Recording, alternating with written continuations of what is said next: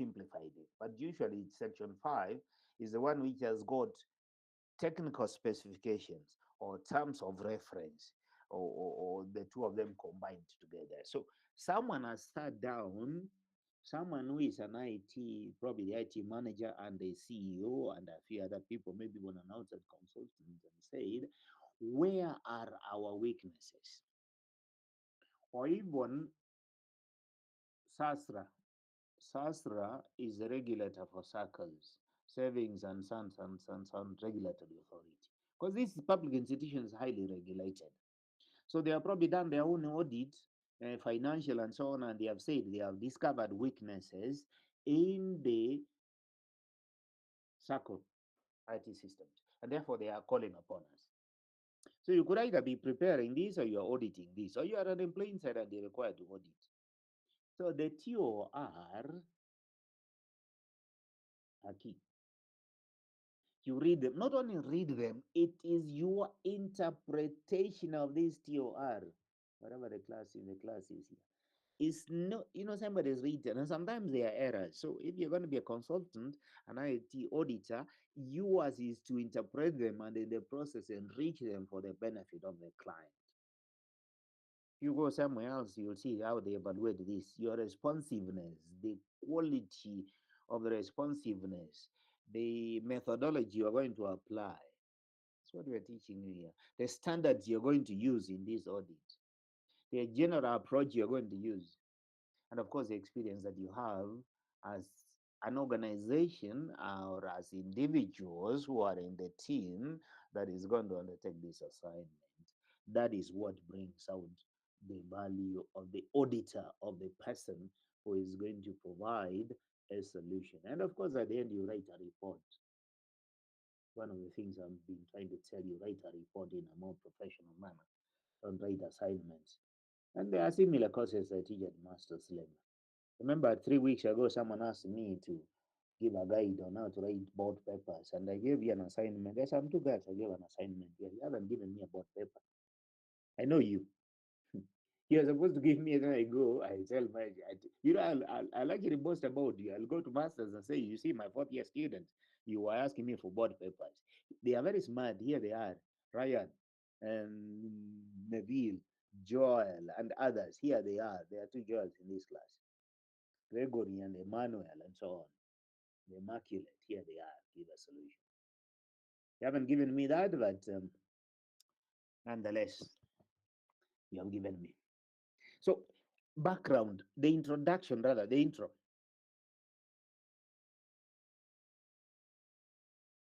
They call it the intro. There's a place they should tell you about the background of this institution. Or am I in the wrong section? No, I'm in the right section. Section 5 is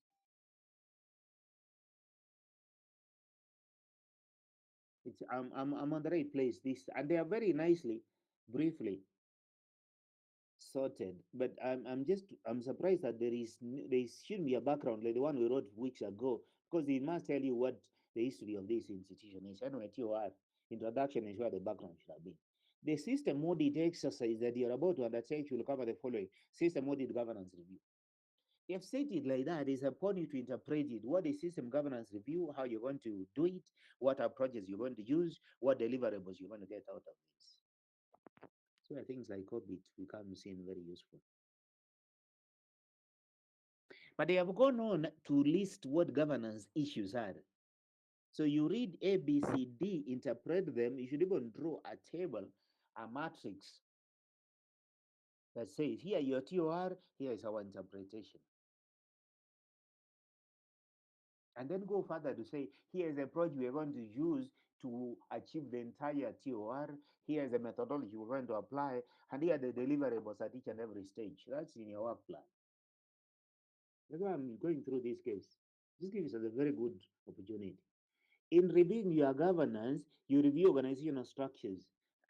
You know, Tuna is a very small circle. It's not even one of the biggest. It's not a Rambe circle. It's not Ulinzi circle. It's not those circles which you are really huge with various departments.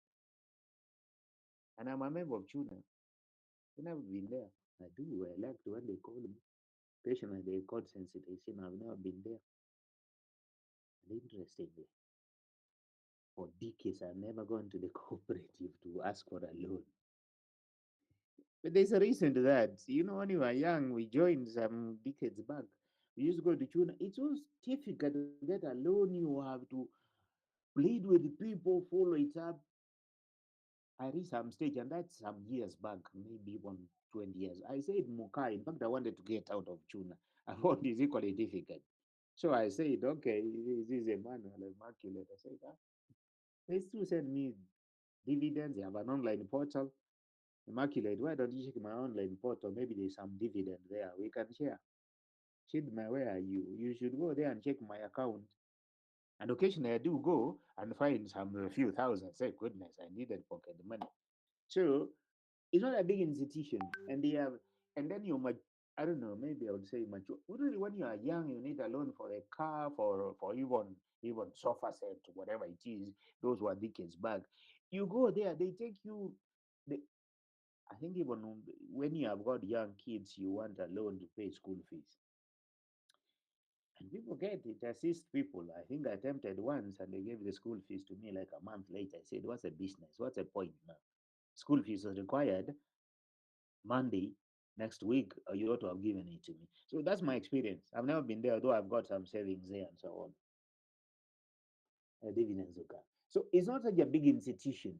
And you do these preliminary work, so by the time you arrive there, don't think you're going to do such organizational structure. It's a big thing. You can do it in 1 hour. In fact, I've already told you. Review the information security technology policies maintained. That's a 30-minute thing. If you actually acquire the documentation, you'll find out what it is. And if you're a consultant, you want to go here, even if you give them a timeline of, say, 8 weeks, you want to do this work in 2 weeks, finish, wait for the 8 weeks to lapse, give them a report, get paid for that. That's a tip.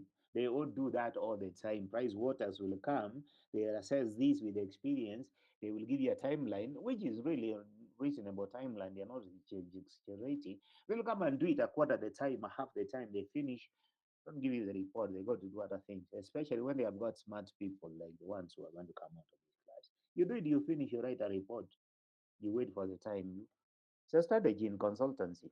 They are paying you not so much for the time spent, literal time as we Kenyans like thinking.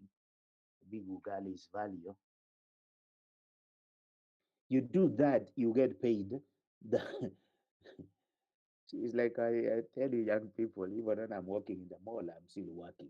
I get paid for it. You may think it's a joke. I am working. You know, I'm not the person who should be seated in the office. You ask me questions all over. Even yesterday when I was having lunch with the girl who told me, much you are bombastic. One of you or two of you ask me, and I respond, I work. So when I'm walking in town, you ask me or I think of something, I can even make it a case or respond. Review of security breach incidences. I think this is where even the entire thing may have risen from. There were so many breaches. Maybe somebody pointed out and they said they need a consultant. Vulnerability management. From a governance point of view, have they applied some resemblance of COVID? Review the budget. Is there adequate budget, or the ICT director is an appendage to the finance manager? Then 1.2, we're still on introduction. When shall we go to the substance? It looks to me it's more than introduction. 1.2, vulnerability assessment and penetration testing. This is where your software engineering, your systems analysis, your AI tools, your programming, your everything, your project comes in as a fresh graduate. And by the way, last year I gave this an assignment and student did it. They wrote reports. I got the report summarized in a manner. I sent it to the chair of SACO together with the ICT manager. He acknowledged receipt. I think even the chair of the SACO was in my MSc ITM class. Kef, I think, is the chair. So I said that he found me in Chiromo. He's from Department of He said, thank you, Mwalim. Didn't charge him anything. But I was telling him, look at the quality of students we have here. Here is the opinion of what they have. Here is what they suggest. What you are making suggestions, so those were in last year's class. So when you do the report that you are doing, the manner that you are doing for those institutions, I can send it to the CEO of the institution and say, look, based on the information we have gathered from online and your strategic plan, everything within the hack out your system, here is what my students think. Make some comment. You know, like they'll call DCI. They think this one, what is wrong with this? They might call it unnecessary. They should appreciate that we have young minds here, the Victors and the Patricks, and that they have taken it upon themselves to make some comments and so on. But knowing the Kenyans, I find a Subaru waiting for me somewhere. Unnecessary harassment and so on, or a phone call to the VC. That new VC is supposed to be appointed. People should appreciate these documents are public documents. I didn't steal them. I only got smart minds here who write the report. I think we should try this. We want to try it. Once you write the report, maybe I might ask you to write another version, edit it, maybe where it's not suitable for them because an assignment, but generally write a good report. Actually, I might take it upon myself to send it to someone, and that someone is likely the IT manager I've trained and say, look, we looked at this and this is what we assessed. And this is our opinion. Take it or leave it. Vulnerability assessment will you perform penetration testing. This is later on in the discussion somewhere in the PowerPoint. And to me, I've executed this. I'm not going to go through PowerPoint, read, explain to you what penetration testing is and so on. Here's an assignment. This is a real task. Here is an application of the knowledge that we acquired. Sign the register, online register, ladies and gentlemen. 1.3 network architecture and device configuration review. I think they mean network architecture configuration review as well as device configuration review, assuming those devices are not part of the network. They are actually. Actually, I should have said network architecture review. It says here, undertake undertake and under this domain, the consultant will review the configuration of the core switches, the configuration of the routers, the configuration of the firewalls, the configuration of the servers, the configuration of any connectivity device, including the devices which connect on this. Now, the devices, I don't know, they include us members and the members across the entire university. You'll also review the network architecture again as best practice. Now that's where you bring out the knowledge in network, which were taught by Rongi and Ayenga and I don't know, Kahonge and everybody else. And me, I taught those who taught you. Then you go and tell them this is the best practice. This is a reference point. This is a standard ISO standard. This is the even COVID has spoken about network configuration or network architecture. I can't remember where you check is got that. You select one or two best practice and use it to recommend solutions on their configuration after reviewing it, of course. Then 1.4 general controls. I don't know why they call them general controls. That's their language. But this is 1.0 introduction. No, this phrase here, introduction, I think shouldn't have been there. In fact, they should remove this and say the auditor should carry the exercise in the following. This should be 1.0, the next one 1.2, one should be 1, 2, 3, 4. Because this cannot be introduction. This is a meat, this is a substance. Then he says here, general controls. And by the way, the general controls, I think as they mean, then they should have come last because you are saying okay, after doing everything, now you can look at these overarching general controls. So some of the things you do, you reorganize the document, you say the logical sequence of these or this document is like this, and what do you call in general controls in our interpretation are actually very specific to this area. A good IT consultant auditor suggests those and you add value. In any case, you're going to compete among many others. These are general controls. Performing a review of effectiveness of the access management controls. Uh, This is not generative. This is IT control review.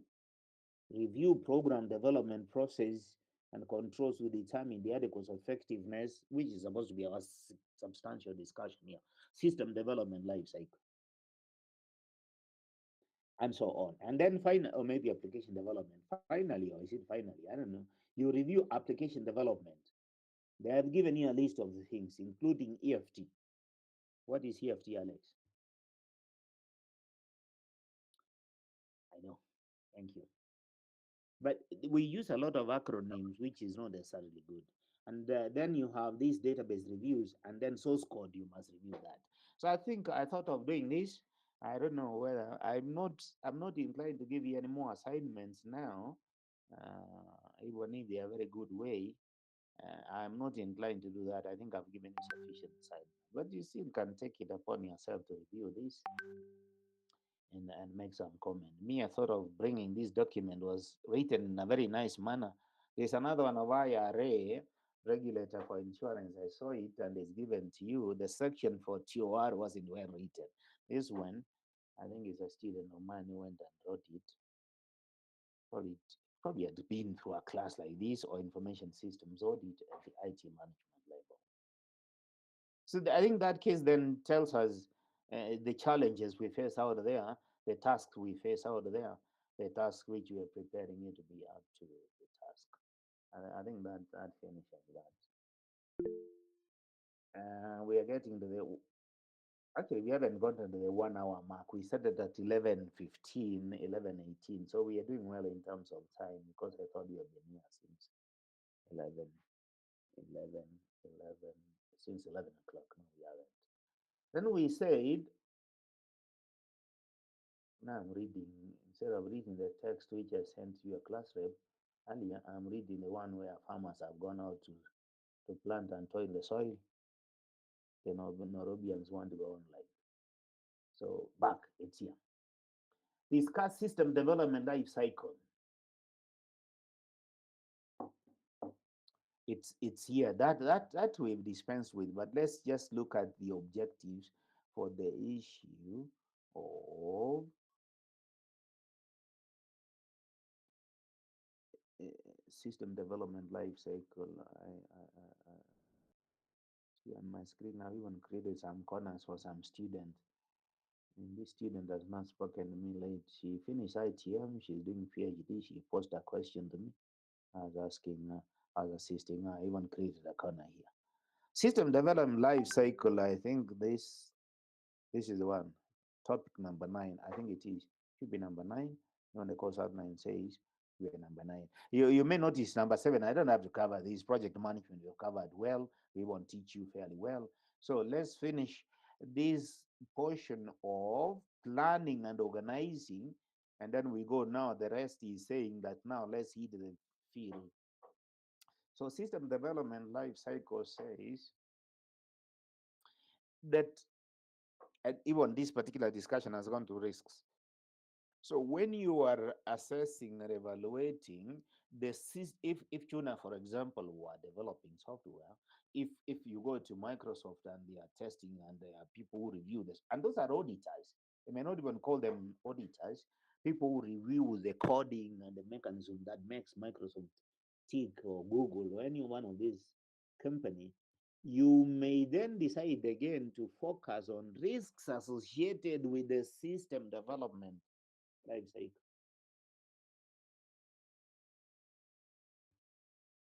Is this thing really about system development or am I reading from? See, number 9 is number 8.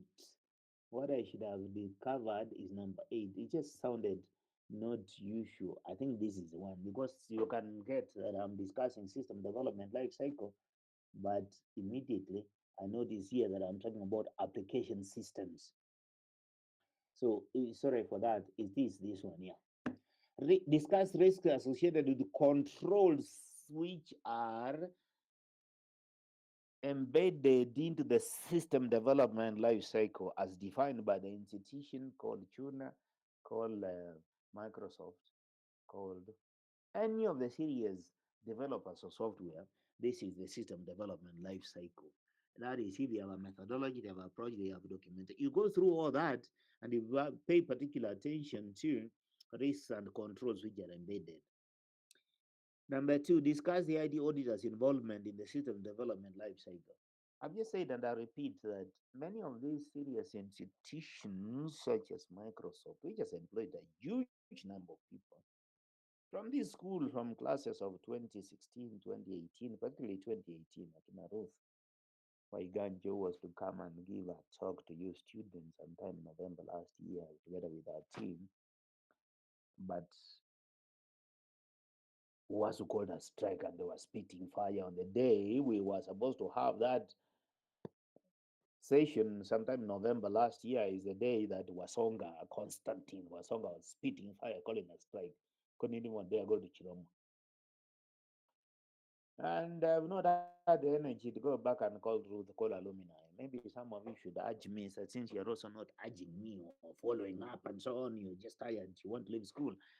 You don't know that Ruth can come to school and talk to you and go with you to our institution, which is called Microsoft, or give you a hint to how you can go to Microsoft and so on. So the teams, you find they're organized in teams, and so some of these software companies may be based outside there, wherever they are in India and so on, but they have got these reviewers and testers, as they call them, who are based in Kenya. So your work is actually to review the work which has been delivered, rather been before it's shipped out to the client, before it's deployed. So you're an auditor, you're a reviewer, you're a tester, you're an auditor in every way, and you apply the audit approach, the audit principles, and therefore you become part of the development process before you release it. If not, you still have to be, if it's within an organization, it's always good to have somebody who is a reviewer, who is a tester. So the auditor is key in system development life cycle. The problem is that institutions don't have time, don't allocate money for review process. They want to very quickly finish with this, dispatch it, roll it out because it's a lot of pressure. You may regret it when eventually bugs and errors are discovered.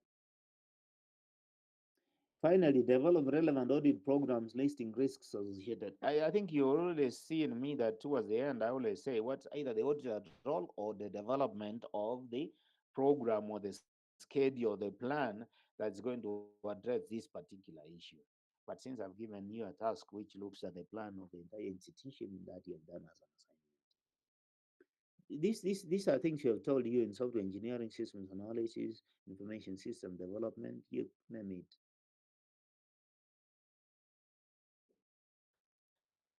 I think the final issue or the second last issue was saying review audit reporting. Perhaps I'm not going to pay too much attention to that. At the end of the day, you must report and you must deliver your suggestions and so on through a report. I think all I want to say, and I've repeated over and over, whatever standard you are following, I think some of you here, you tell me which particular standard, whether it's COVID you have followed, whether it's ISACA, whether it's the National Treasury, whether it's the Auditor General, whether it's the Institute of Internal Auditors. The diversity is there. And if you follow it, then follow it to the letter. It's this Auditor General. You've seen the reports of Auditor General.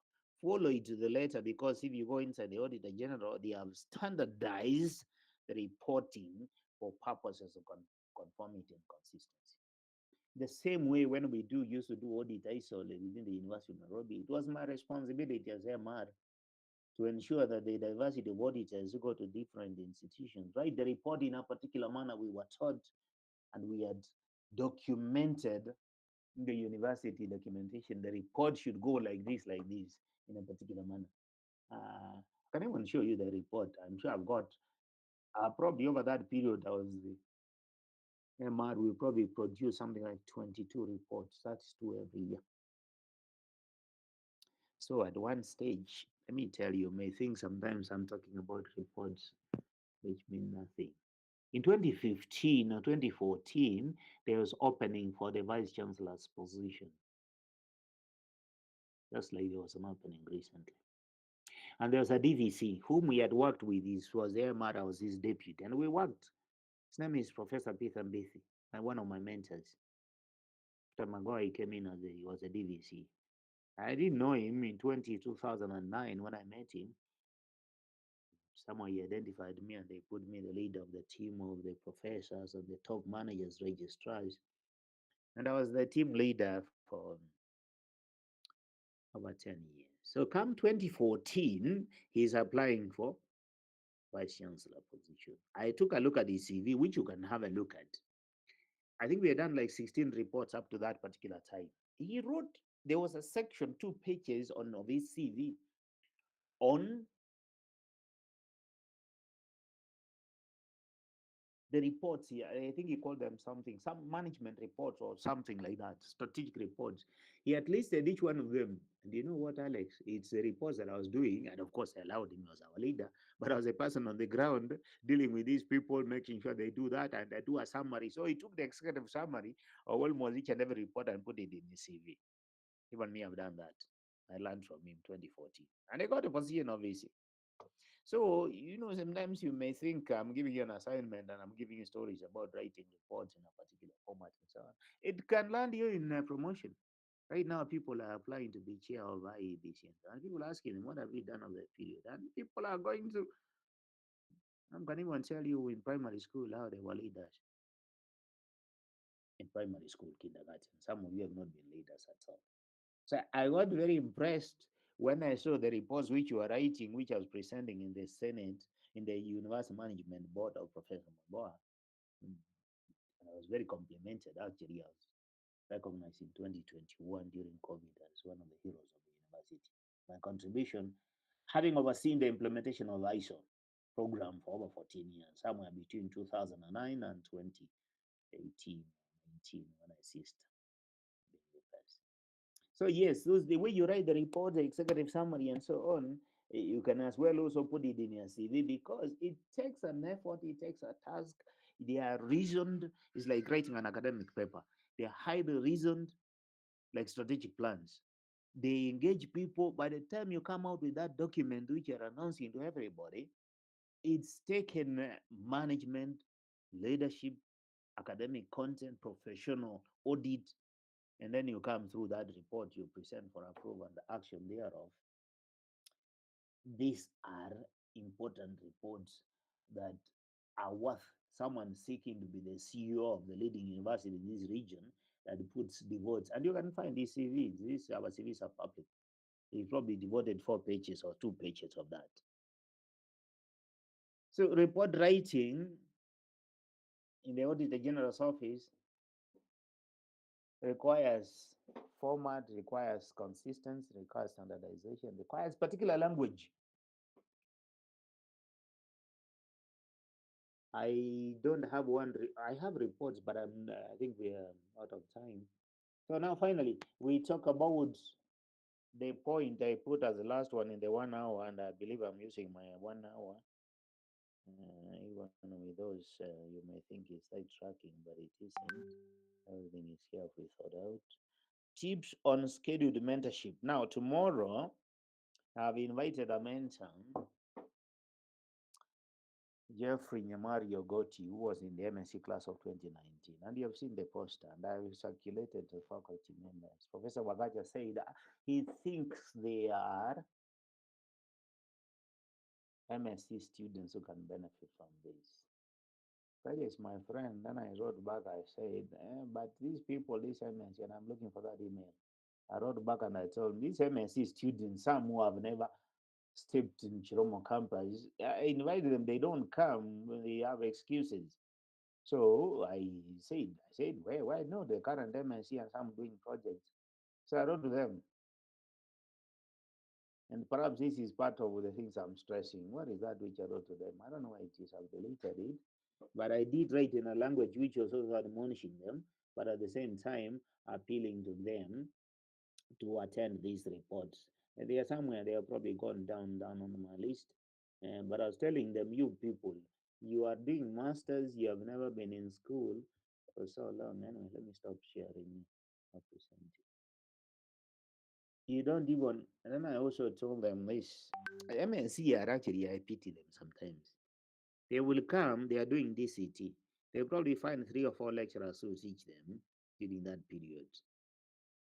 And as I said earlier, we are available. Sometimes they find themselves in the panel that we're in and we're assessing them, but they never respond and so on. Some of them keep reminding me, my supervisor is so and so, and you keep quiet. What they don't know is that I am going to sit in the panel and assess them. So they have this very narrow view of the school. They don't even know what you do. All I know is that I talk highly of my undergraduate students until one time, 2018, 2019, someone said, sir, you keep talking about the undergraduate students. It's as if we are not your students, or something to that effect. But I talk very well of you. So I've invited them. So tomorrow, them I told them before they come, they should read a paper abstract of the paper we wrote with I think I should find that letter. I should find that email. Because I told them that look, if you're going to come to this, you should even first of all read this paper we wrote. Me and Geoffrey and the project at the top of the class. He's been out there. I think he's been working in the UK for the last before COVID and so on. So he knows 1 or 2 things. And I don't know to who. I'm trying to find out. Let's see. Let's see the most recent communication to Jeffrey. So I've invited him. Now I'm also aware. I think this is my email now to the MNC. I said to the MNC students, yes, that cohort who have never stepped on physical campus, yet that is where real learning takes place. This should be of interest to you. This talk. The speaker was in the ITM class for 2018, I think 2019, top of the class, and we published a paper. And I put the paper down here, Moturi and Ogoti 2020, Strengthening Technology Risk Management in Mobile Money Lending in the International Journal of Financial Services, published in 2020, volume 10, um, 10.3, page 217 to 238. They may not get the full paper, but the abstract is good enough. Then I said, this should be their ticket. Only a few. I wrote to something like 50 or more. But I was also telling them you should always make a point of responding. Don't keep quiet. You may wish to know that I know each one of you by name, by performance, by responsiveness, even by attitude. So tomorrow we have this speaker. Now the problem which is that I know there is another event which got organized. There is an event called Af Afritech by Rui. I know it's also a big project. So I believe we will have the MSc lab or even the PhD lab, depending on their number. Even your chair raise the issue. There is another event, and it's good. In fact, me, I'm always very happy when I see events. I go to school, see for D lab, there's a PhD lab, undergraduate. I don't even know what it is. I get briefed.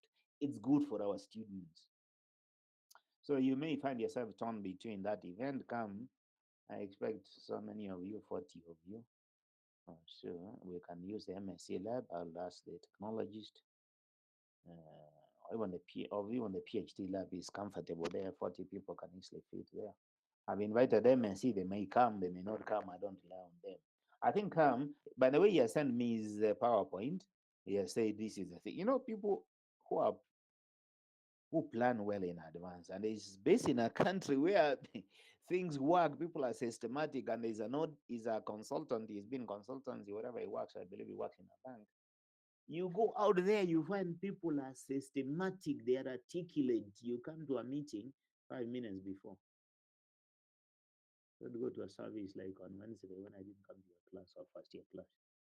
Go to this funeral service. I have a friend of mine from high school. Later he came to work at the university. Sitam Karen. 10 o'clock. That's what you said. It was written, it was announced everywhere. I arrived there 10:10. Not a single person. 10:30. Not a single soul. 11 o'clock, you see some cleaners on the other side. Keep your patience. Service starts at noon and ends at 3. Meanwhile, me, I'm there from. I told him, son of mine said, you're British, you're not Kenyan. Yes, the people who live outside there know that things work in a manner. If you're coming for 1 hour, is 1 hour.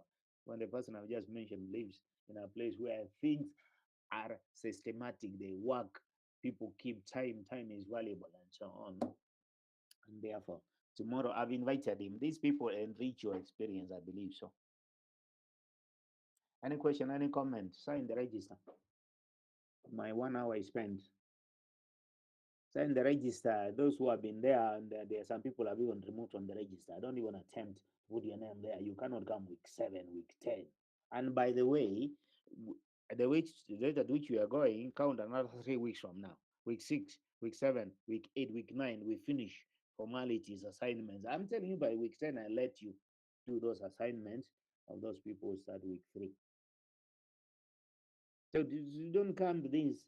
If I've removed you and start appealing and writing to me and telling me, here are some I should just mark. They are very consistent. Okay.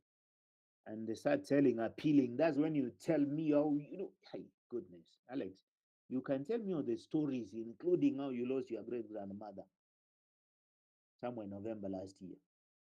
This is May when I stopped you from doing the exam. No, yeah, it might as well be true. And we wish those who have rested to rest. But you really give me uh, silly excuses. The people I'm talking to, immaculate, are not here at all. So you are good people. You understand me very well. And but I see these students who appeal to me and so on. That you find even if you are to be empathetic, I believe I am. These ones have wasted their chance, and they're actually lying. So we meet tomorrow. I should be in school. We said 2 o'clock, 2 o'clock, I think, or something like that. I'll be in school at 1:30. We wait. The activity is taking place.